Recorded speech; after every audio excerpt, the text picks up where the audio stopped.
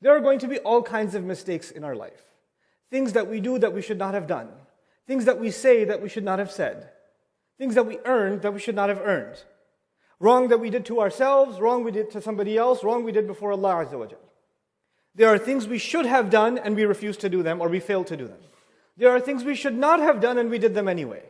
And you know best your own story. That's not for anyone else to know. Allah Azza wa Jal knows, and the angels that are recording know. But you know what? Every time you and I make a mistake, we have an option. Iblis comes to you and me and says, listen, I know you made a mistake, but come on, you were under a lot of pressure. It's understandable. It's logical. I mean, what choice did you have? It's okay. Allah understands. Don't worry about it. Don't feel so bad about it. Human beings are very good at making excuses, and where do the excuses come from? Iblis. Because there's one thing Iblis does not want. He does not want you to say with your heart, Astaghfirullah. Because when Adam alayhi salam was sent to the earth, Allah told him, فَإِمَّا يَأْتِيَنَّكُم مِّنِّي هُدًى فَمَنْ تَبِعَ هُدَايَ فَلَا خَوْفٌ عَلَيْهِمْ وَلَا هُمْ يَحْزَنُونَ.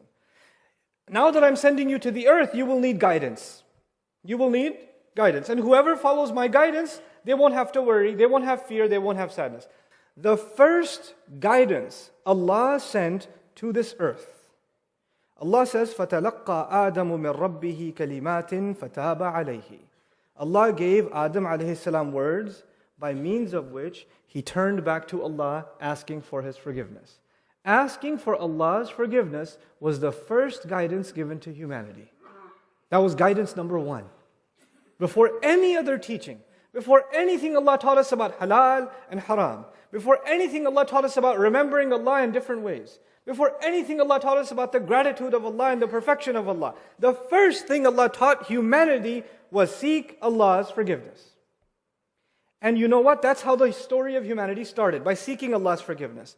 Where does the story of humanity end? On Judgment Day, isn't it? And on Judgment Day, believers are trying to make their way towards Jannah. And they haven't made it to Jannah yet. They haven't made it yet.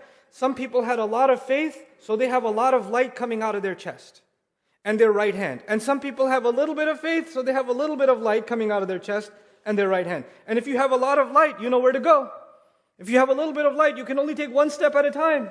And people are inching towards Jannah, trying to make it to Jannah. And what do they say? This is the last dua human beings will ever make. Master, please complete our light. Let this light, this battery not run out until we make it to the gates of Jannah. And forgive us. Forgive us. The first guidance, the first dua was what? Forgiveness. And the last dua for all humanity is what?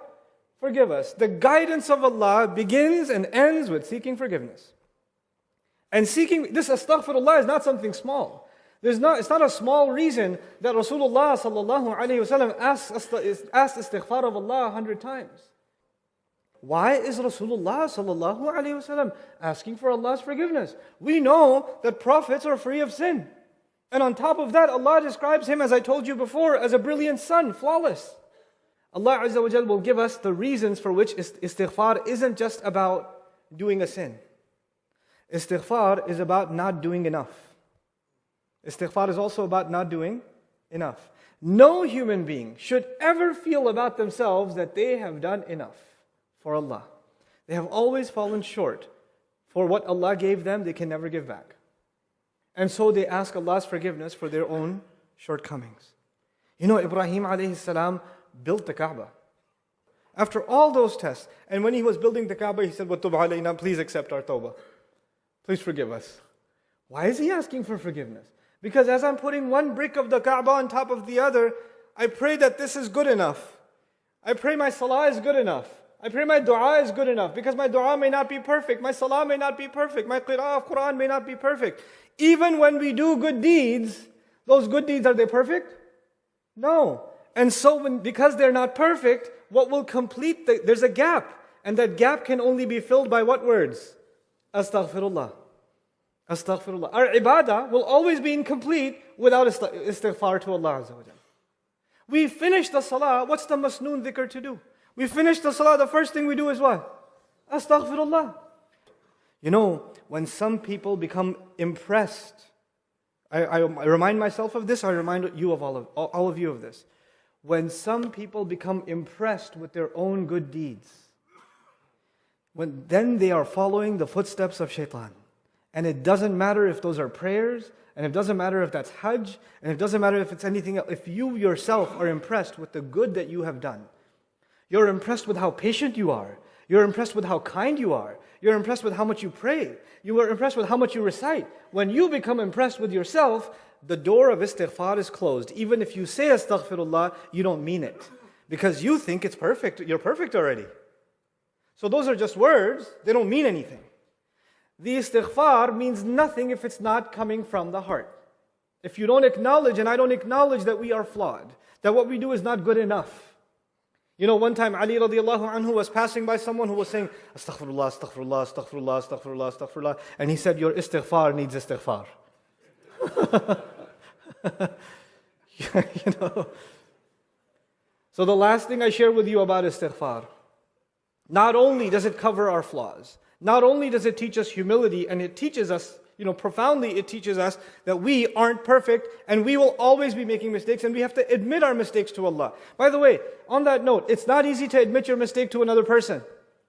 Somebody says to you, hey, I didn't like what you said. What? What did I say? Huh? It was perfectly right what I said. What are you talking about? You didn't understand what I said. There's a problem with you, not with me. When somebody points out your mistake, you get defensive. I didn't make a mistake. Guess who got defensive when his mistake was pointed out? IBLIS. And when you become defensive, there's no way you'll ask Allah's forgiveness. Yes, it's hard to admit our mistakes in front of people. But if you get in the habit of defending yourself every time, it will be hard for you and hard for me to admit ourselves before Allah. It'll be hard for us to say, Ya Allah, I messed up, I shouldn't have said that. I shouldn't have done this. I shouldn't do this. I shouldn't do this. And I'm seeking genuinely your forgiveness. So being able to admit your mistake is actually a step towards istighfar. Shaitan doesn't even want us to admit it. When somebody asks for forgiveness, if I came to somebody and said, I'm sorry I said that, I made a mistake, and somebody admits their crime before a judge, somebody admits sometimes the politicians make a mistake and they have to do a press release, I'm really sorry I said that, and I didn't mean to say it, and please still vote for me, and Is that dignifying or is that embarrassing when they have to admit their mistake? It's embarrassing. If somebody has to admit their mistake, it's very embarrassing. And Allah Azza wa Jal, on the tongue of Nuh alayhi salam, told us, when you seek forgiveness of Allah, you are hoping for Allah not to humiliate you, but to what? To honor you. That actually our honor lies in admitting our faults before Allah and begging Allah to cover them.